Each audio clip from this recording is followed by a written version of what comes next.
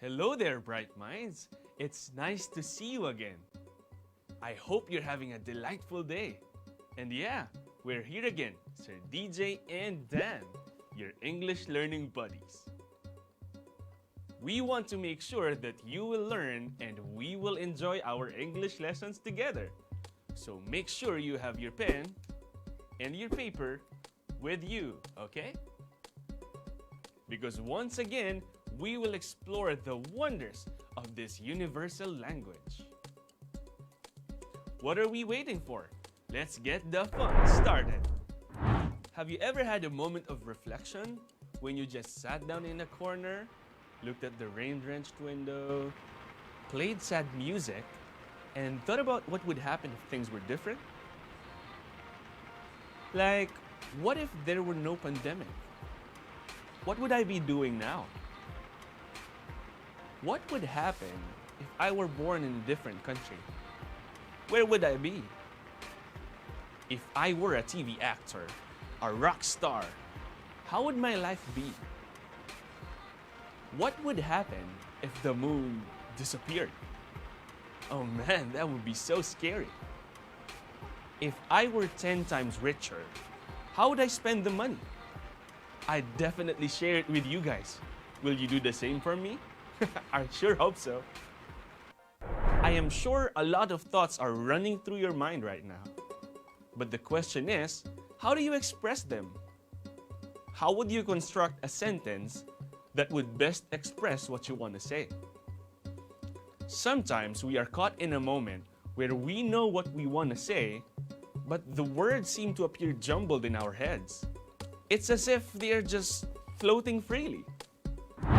How about I challenge you to a game like that? Let's play Words Will Float, You Will Quote. Words will appear floating around me, and then you'll try to write them down and arrange them to come up with a sentence that has a logical thought. I want you to write your answers down in your notebook. Can you do that? I'm sure you can. Ready? Let's go! Here's the first set of words. What could this sentence be? What is it trying to say? Write down your guess. The sentence is, if only I passed the test, I would celebrate and party. Did you get that? I'm sure you did. Or did you? Let's try the next one. What could this sentence be? I wonder. I see an if floating around. Oh, is that a would over there? Where could that word be placed? Done. Our second sentence is, if I knew where she lived, I would go and see her. Good one. How are you doing so far? Keep up the good work. Now let's go to the last one. What could this sentence be? I see camera and photo. There is also brought, which is the past tense of bring. Interesting. What are they trying to say? That's right. Our sentence is, I would take a photo if I brought my camera with me. You did very well in our game. Let's look at the sentences we came up with. If only I passed the test, I would celebrate and party. If I knew where she lived, I would go and see her.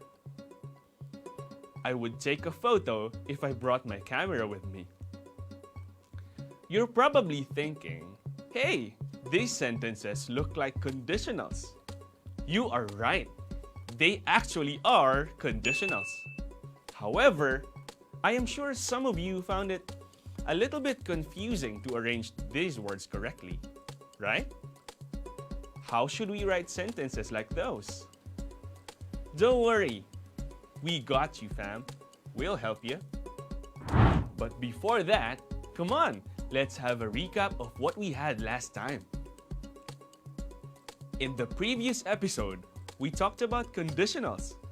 Can you still remember what conditionals are? Great! Conditionals are statements expressing the result of a particular condition. Do you remember how many clauses a conditional sentence has? That's right, we have two. The if clause and the main clause or the result clause. Wow, you're good! Now, how do we know if a conditional is a zero conditional? Correct again! A zero conditional is also called a factual conditional because it is used to express truths and facts, the things that are real and are existing around us. Also, a zero conditional expresses facts, habits, instructions, and rules. It can be written using the present simple verb in both the if clause and the result clause. What about the first conditional? Absolutely. The first conditional is also called a possible conditional since it is used in dealing with things that can possibly or are likely to happen in the future. But how do we form a first conditional?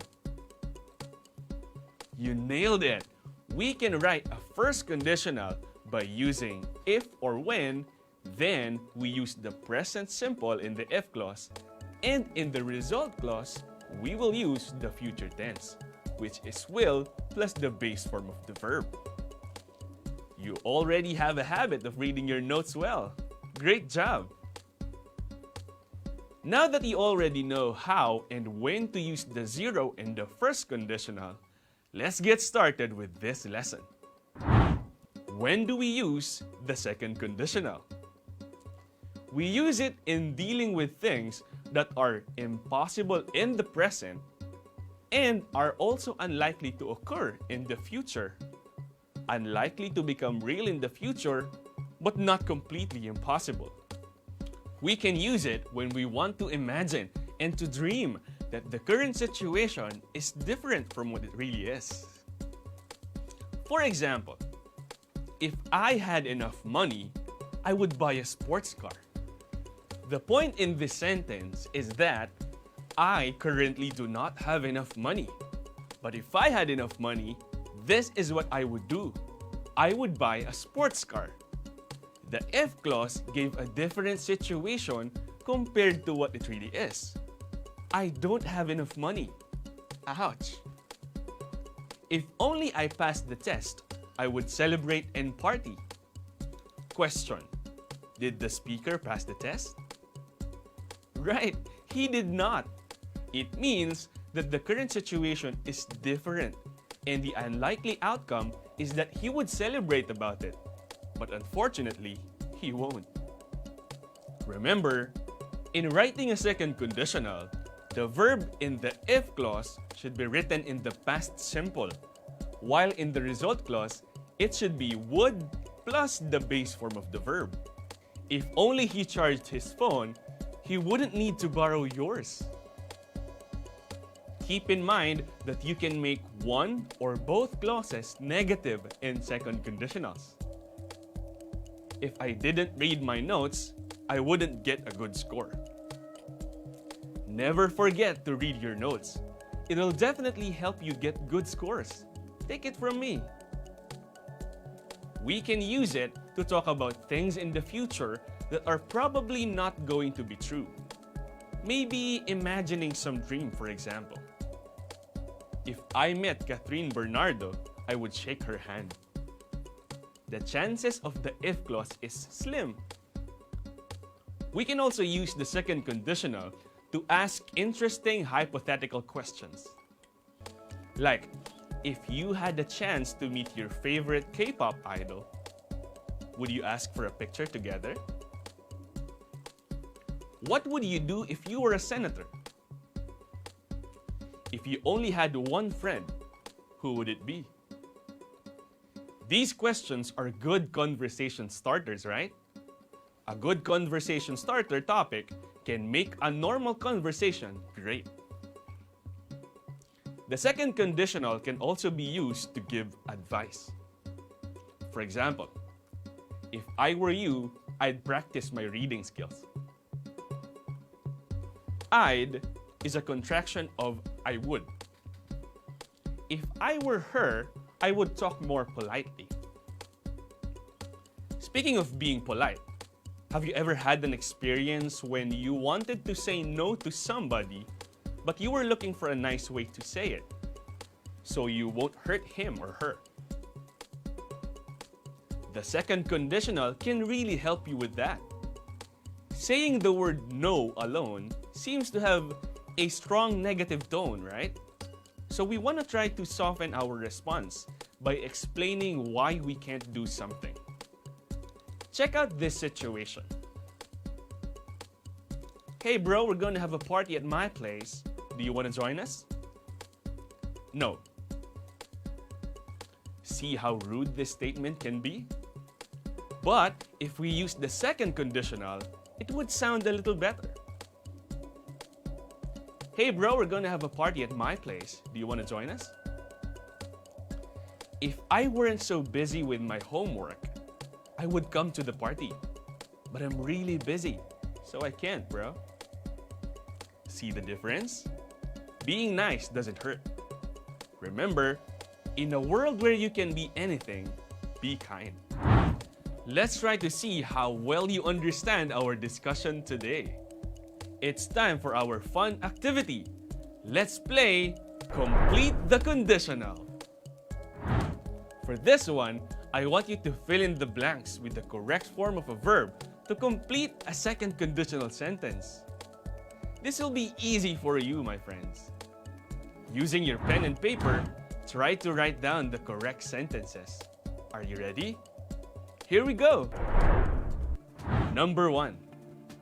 If I blank you, I blank a new pen. What could be the answer for number 1? Write it down. If your answer is like this, then you got it right. If I were you, I would get a new pen. Number 2. If he blank younger, he blank more. I wonder what verb we should use. That's right. Check your answer. It goes like this. If he were younger, he would travel more. Well done. Let's try number 3. We blank a house if we blank to stay here. This one is different. The result clause was written first. How should we write this sentence? Did you get that right? Let's see. We would buy a house if we decided to stay here. Nicely done. Next, number 4. She blanked the exam if she blanked harder. It looks like it has the same format as number 3. How should this sentence be written? Check your answers. If it is like this, then it is correct. She would pass the exam if she studied harder. Very good, guys. What about this one? Number 5. She blank happier if she blank more friends. Remember the formula I have given you a while ago? That's great. She would be happier if she had more friends. How are you doing so far? Keep up the good work, guys. Next, number 6. If we blank the lottery, we blank those who are in need. What is your answer in this one? Great! If we won the lottery, we would help those who are in need. You're doing very well. Let's have the next one. Number 7. If she blank always late, she blank better scores. This one has a negative clause. How should we write this sentence?